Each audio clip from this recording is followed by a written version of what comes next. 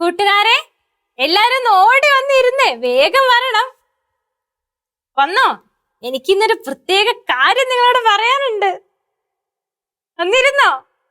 ഇരുന്നല്ലേ? അതെ, ഇന്ന് ഈശോ പറഞ്ഞു, ഈശോയുടെ വകയായിട്ട് നിങ്ങൾക്ക് എല്ലാവർക്കും ഒരു ഹലോ കൊടുക്കണം എന്ന് പറഞ്ഞു. ഹലോ ഈശോയുടെ കുഞ്ഞുമക്കളെ. തിരിച്ചെന്ത് പറയണോ ഈശോയോട്? ഹായ് ഈശോ പറഞ്ഞേ. ഹായ് ഈശോ. ഉറക്കെ പറഞ്ഞേ. Hi Jesus, I love you പറഞ്ഞേ.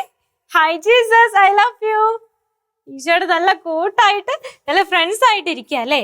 ഈശോ നമ്മുടെ ഉള്ളിൽ ഇങ്ങനെ നിറയുമ്പോ ഈശോ നമുക്ക് തന്നിരിക്കുന്ന ഗിഫ്റ്റുകളെ കുറിച്ച്, നമ്മുടെ കൂടെ ഈശോ നടന്ന് നമ്മളെ ശക്തിപ്പെടുത്തുന്ന നിമിഷങ്ങളെ കുറിച്ച് ഒക്കെ ഓർക്കുമ്പോ നമുക്ക് വീണ്ടും വീണ്ടും ഈശോയെ കുറിച്ച് അറിയാനായിട്ട് ഭയങ്കര ത്രില്ലല്ലേ, ഭയങ്കര സന്തോഷമല്ലേ? അതുകൊണ്ടാണ് നിങ്ങൾ എല്ലാരും ഇവിടെ ഓടി വന്നിരിക്കുന്നതെന്ന് സിസ്റ്ററിന് അറിയാം. അപ്പൊ ഈശോനെ നിങ്ങൾ ഒരുപാട് സ്നേഹിക്കണം.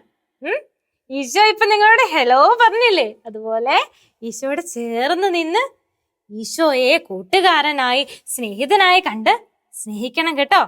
നമ്മള് കഴിഞ്ഞ ആഴ്ച 11ാമത്തെ പാഠം പഠിച്ചു അല്ലേ? 11ാമത്തെ പാഠത്തിലൂടെ എന്താ പഠിച്ചേ? കേട്ടില്ല? അതെ, ഒരു സൂപ്പർ സൂപ്പർ സൂപ്പർ ഗിഫ്റ്റിനെ കുറിച്ച് പഠിച്ചു അല്ലേ? പരിശുദ്ധാത്മാവായ ദൈവം. ഈ പരിശുദ്ധാത്മാവ് സ്ലീഹന്മാരുടെ മേൽ എഴുന്നള്ളി വന്നതിനെ കുറിച്ച് പഠിച്ചു. പിന്നെ സ്ലീഹന്മാരുടെ മേലെ മാത്രമാണ് എഴുന്നള്ളി വന്നുള്ളൂ? അവരെ മാത്രമാണോ ശക്തിപ്പെടുത്തിയുള്ളൂ? അവർക്ക് മാത്രമാണോ പവർ കൊടുത്തുള്ളൂ? അല്ല, എന്റെ ഉള്ളിലുണ്ട് അല്ലേ? അത് നമ്മൾ പഠിച്ചു. എങ്ങനെയാണെന്ന് പഠിച്ചു. നമുക്കത് റിവിഷൻ ചെയ്യാം കേട്ടോ ഇപ്പൊ തന്നെ. അതിനു മുൻപ് നമുക്കൊന്ന് പ്രാർത്ഥിക്കാം. ഈശോയുടെ കൂടെ ഇരിക്കാൻ, ഈശോയെ കൂടുതൽ സ്നേഹിക്കുവാൻ, ഈശോനെ കുറിച്ച് കൂടുതൽ അറിയുവാനൊക്കെയുള്ള കൃപയ്ക്ക് വേണ്ടി പ്രാർത്ഥിക്കാം. കുഞ്ഞുമക്കള് കരങ്ങള് കൂപ്പി കണ്ണടച്ചോട്ടോ. പ്രാർത്ഥിക്കാം. ഈശോയെ, അങ്ങ് ഞങ്ങൾക്ക് വേണ്ടി ഓരോ ദിവസവും ഓരോ നിമിഷവും ഒരുക്കുന്ന സമ്മാനങ്ങള്, ഞങ്ങൾക്ക് തരുന്ന ഓരോരോ കാര്യങ്ങള് എല്ലാം ഞങ്ങള് മനസ്സിലാക്കി വരുവാ ഈശോയെ. ഈശോയെ, അങ്ങ് എത്ര മാത്രമാണ് ഞങ്ങളെ സ്നേഹിക്കുന്നത്. ഞങ്ങൾ അങ്ങേക്ക് നന്ദി പറയുന്നു. ഈശോയെ, ഇനിയും അങ്ങയെ സ്നേഹിക്കുവാൻ, അങ്ങയെക്കുറിച്ച് കൂടുതൽ അറിയുവാനുള്ള കൃപ തന്ന് ഞങ്ങളെ ശക്തിപ്പെടുത്തണമേ, നയിക്കണമേ, വിശുദ്ധീകരിക്കണമേ. നിത്യം പിതാവും പുത്രനും പരിശുദ്ധാത്മാവുമായ സർവേശ്വര എന്നേക്കും ആമേൻ. ഇരിക്കാം. അപ്പൊ നമ്മള് കഴിഞ്ഞ പാഠത്തിൽ എന്തായിരുന്നു പഠിച്ചത്? പരിശുദ്ധാത്മാവായ ദൈവം സ്ലീഹന്മാരുടെ മേല് എങ്ങനെ എഴുന്നള്ളി വന്നു എന്ന് പഠിച്ചല്ലേ? പന്തക്കുസ്താ ദിനത്തില് അവരെല്ലാരും പേടിച്ചരണ്ടിരുന്നപ്പോ എന്ത് സംഭവിച്ചേ? പരിശുദ്ധാത്മാവ് ഇങ്ങനെ അഗ്നിനാളമായി അവരുടെ ഉള്ളിൽ വന്ന് നിറഞ്ഞിട്ട് അവരെ അങ്ങോട്ട് പവറൊക്കെ കൊടുത്ത് ശക്തിപ്പെടുത്തി വലിയ വ്യക്തികളാക്കി മാറ്റി അല്ലേ? ഈ പരിശുദ്ധാത്മാവ് നമ്മുടെ ഉള്ളിൽ എങ്ങനെയാണ് നിറഞ്ഞത്? തൈലാഭിഷേകം എന്ന കൂദാശയിലൂടെ അല്ലെ? എന്താണ് തൈലാഭിഷേകം എന്ന കൂദാശ എന്ന് എഴുതാൻ ടീച്ചർ പറഞ്ഞില്ലായിരുന്നോ?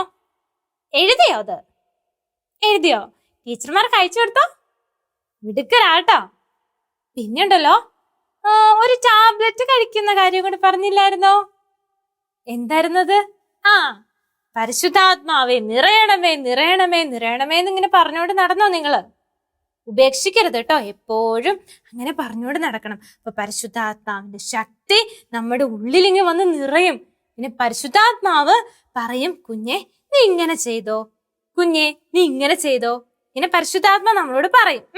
അതനുസരിച്ച് ചെയ്യാൻ നമുക്ക് പറ്റും. പരിശുദ്ധാത്മാവിനെ അനുസരിച്ച് കഴിഞ്ഞാൽ നമുക്ക് എല്ലാ കാര്യങ്ങളിലും വിജയം വരിക്കാനായിട്ട് പറ്റും. പരിശുദ്ധാത്മാവ് ഉള്ളിലുണ്ടെന്ന് മനസ്സിലായില്ലേ? പരിശുദ്ധാത്മാവിന് നന്ദി പറയണം കേട്ടോ. അതെ, അപ്പൊ ഇന്ന് നമ്മൾ പഠിക്കാൻ പോകുന്നത് പുതിയ ചാപ്റ്റർ ആണ്. 12ാമത്തെ ചാപ്റ്റർ കേട്ടോ. 12ാമത്തെ ചാപ്റ്റർ പേരെന്താന്നറിയോ ചാപ്റ്ററിന്റെ? ശ്രദ്ധിച്ചു കേട്ടോണം. കൂദാശകൾ ജീവജലത്തിന്റെ അരുവികൾ. ഞാനൊരു കാര്യം ചോദിക്കട്ടെ, നമുക്ക് ദാഹിക്കുമ്പോൾ നമ്മൾ വെള്ളം കുടിക്കും അല്ലേ? പിന്നെയും ദാഹിക്കും, നമ്മൾ പിന്നെയും വെള്ളം കുടിക്കും അല്ലേ? നമ്മുടെ ആത്മാവിനും ദാഹമില്ലേ? ഇന്ന് നമ്മൾ പഠിക്കാൻ പോകുന്നത് ഒരിക്കൽ നമ്മുടെ ഉള്ളിൽ നിറഞ്ഞു കഴിഞ്ഞാൽ, ഒരിക്കൽ നമ്മൾ കുടിച്ചു കഴിഞ്ഞാൽ പിന്നെ ഒരിക്കലും ദാഹിക്കില്ലാത്ത ഒരു ജീവജലം. അതിനെക്കുറിച്ചാണ് നമ്മൾ ഇന്ന് പഠിക്കാൻ പോകുന്നത്. അതെന്താന്ന് അറിയോ? അറിയില്ല അല്ലേ? ടീച്ചർ പറഞ്ഞുതരാം. അപ്പൊ നമ്മള് ഇങ്ങനെ ആഗ്രഹിച്ചിരിക്കണം. എന്തായിരിക്കും? ഒരിക്കൽ നമ്മുടെ ഉള്ളിൽ നിറഞ്ഞു കഴിഞ്ഞാൽ, ഇപ്പൊ നമ്മുടെ ഉള്ളിൽ ഉണ്ട് കേട്ടോ, ഈ നിറഞ്ഞു കഴിഞ്ഞാൽ നമ്മളെ വിശുദ്ധീകരിക്കുന്ന, നയിക്കുന്ന ഒരു ദൈവിക ജലം. അതിനെ കുറിച്ചാണ് നമ്മൾ ഇന്ന് പഠിക്കാൻ പോകുന്നത്. അപ്പൊ ഇന്നത്തെ ക്ലാസ് തുടങ്ങുന്നതിന് മുൻപ് ഒരു എക്സസൈസ് ചെയ്താലോ? ചെയ്യാം. ചാടി എഴുന്നേറ്റ് എല്ലാരും. ഇത്രേ ഉള്ളൂ, സിമ്പിൾ ആണേ. എല്ലാരും ശ്വാസം ഒന്ന് എടുത്ത് അകത്തേക്ക് വലിച്ചേ. വലിച്ചോ? ഇനി പുറത്തേക്ക് വലിക്ക്. ഇങ്ങനെ ഇങ്ങനെ 2-3 തവണ ചെയ്തേ. അകത്തേക്ക് പുറത്തേക്ക്. അങ്ങനെ ചെയ്തോ അല്ലേ? ഇരുന്നോ? ഇനി ഒരു കാര്യം കൂടി ഞാൻ ചോദിക്കട്ടെ.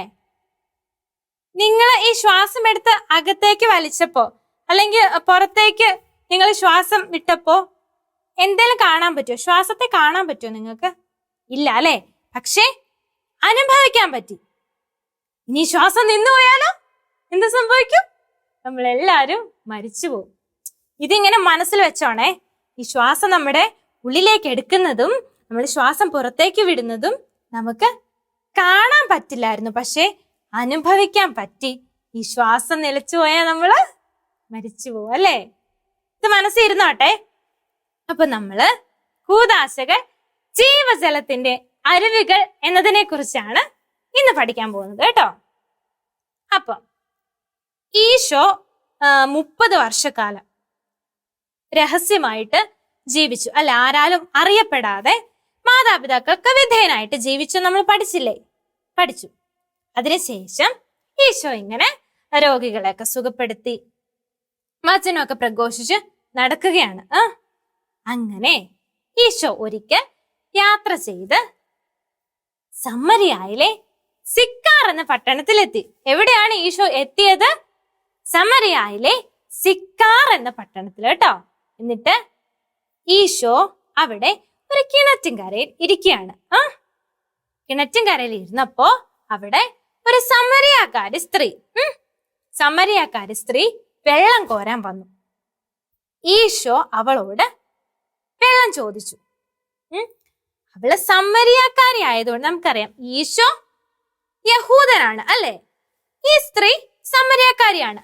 2 പേരും 2 വംശത്തിൽപ്പെട്ടവരാണ്. അപ്പം ഇവൾക്കൊരു കുറച്ച് മടി ഈശോയ്ക്ക് വെള്ളം കൊടുക്കാൻ. എന്നാലും അവൾ ഈശോയ്ക്ക് വെള്ളം കൊടുത്തു. അപ്പൊ ഈശോ പറഞ്ഞു,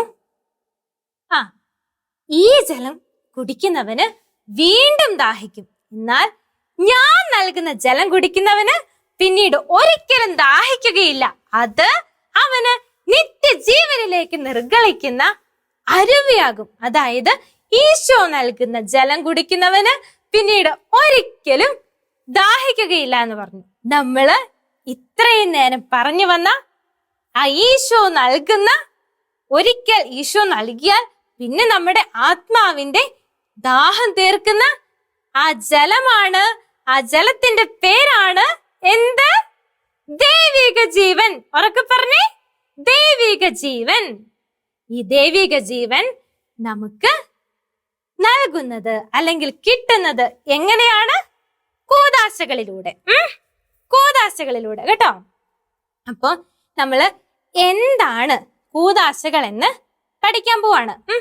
അപ്പൊ നമ്മൾ ക്ലാസ് തുടങ്ങുന്നതിന് മുമ്പ് ഒരു എക്സസൈസ് ചെയ്തായിരുന്നു അല്ലെ? നമ്മൾ ശ്വാസം എടുത്ത് അകത്തേക്ക് വലിച്ചു, ശ്വാസം പുറത്തേക്ക് വിട്ടു. എന്നിട്ടോ ഈ ശ്വാസത്തെ നമുക്ക് കാണാൻ പറ്റില്ലായിരുന്നു, എന്നാൽ അനുഭവിക്കാൻ പറ്റുമായിരുന്നു. ശ്വാസം നിലച്ചു പോയാൽ നമ്മള് മരിച്ചു അല്ലേ? അതെ, ഇത്രേ ഉള്ളൂ കൂദാശകൾ എന്നതിന്റെ ഡെഫിനിഷൻ. ടീച്ചർ പറഞ്ഞുതരാം കേട്ടോ.